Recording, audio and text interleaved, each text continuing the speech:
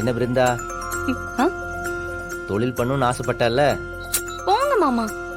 இன்னையில இருந்து தீபாவளி முடியற வரைக்கும் பட்டாசு கடை உன் பொறுப்பு. சின்ன கல்லு பெத்த லாபம். ஆமா பிருந்தா, பட்டாசு கடையில அவ்வளோ லாபம் இருக்கு. நம்ம வேற டைரக்டா சிவகாசில இருந்து இறக்கியிருக்கோம். அதனால 50% லாபம் கிடைக்கும். பட்டாசோட ரேட் எல்லாம் அந்த இதுல இருக்கு.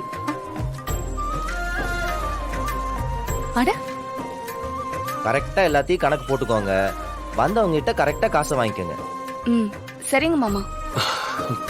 ஓகே. டேய், நீ எங்க போற? ஜவுளி, நீங்க 2 பேரும் ஜோடியா இந்த வியாபாரத்தை பாத்துக்கோங்க. ஜவுளி எல்லாம் நாங்க பாத்துக்கிறோம். சரிடா. மாமா, தேங்க்ஸ். எனக்கு எதுக்கு தேங்க்ஸ்? இந்த ஐடியா கொடுத்ததே நீ தானே. நியாயமா பார்த்தா உனக்கு தான் தேங்க்ஸ் சொல்லணும். வீரா தங்கச்சினா சும்மாவா? மரா ஆ, மரா ஆ? பச எங்கடா இருக்கு? எதுக்கு? எதுக்கா? அப்போ ஏன் பிசினஸ்? ஐயோ மறந்துட்டேன். இரு, காலையில எடுத்து வச்சிட்டேன். அதானே பார்த்தேன்.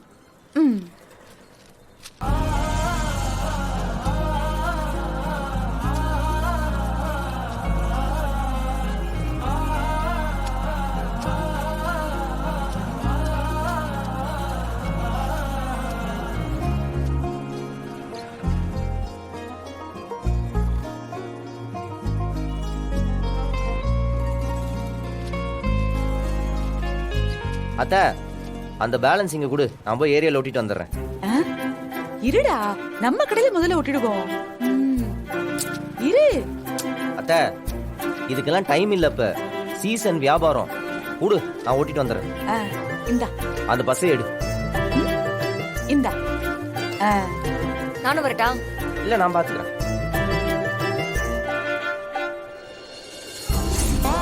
அது 100 பார்த்தா. டேய், ஆ, என்னடா 100 போஸ்டர் எடுத்துட்டு போனே, அதுக்குள்ள ஒட்டியாச்சா? நம்ம பசங்க எல்லாத்திட்டையும் கொடுத்து ஒட்ட சொல்லிட்டேன். ஏரியா முழுக்க ஒட்டிடுவானுங்க. போனை மட்டும் எப்படி நீ ஆன்லயே வச்சுக்கோ. ஆர்டர் வந்து குமிய போகுது. சமத்துடா நீ. அதை எடுத்துக்கிட்டியாத்தா? தேங்க்ஸ் மாரா. என்னப்பா, நேற்று இருந்த ஜவுளி கூட இன்னைக்கு சீசன் கடையா மாறிடுச்சு. ஆமாங்க, எல்லாம் பிள்ளைங்களோட ஆசை.